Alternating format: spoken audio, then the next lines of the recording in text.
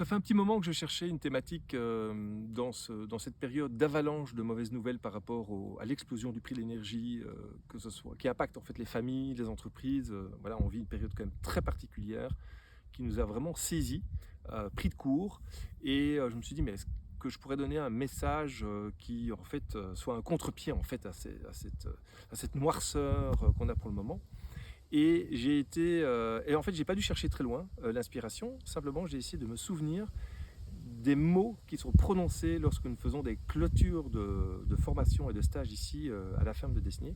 Et il y a un mot depuis 8 ans qui revient en boucle pratiquement dans chaque formation et souvent qui est prononcé par plusieurs apprenants, plusieurs stagiaires.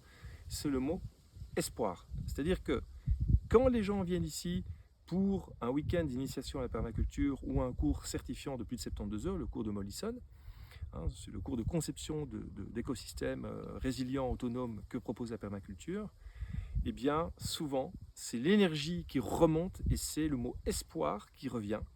Et c'est pour ça que je trouve que permaculture et espoir, ce sont deux mots qui vont très bien ensemble.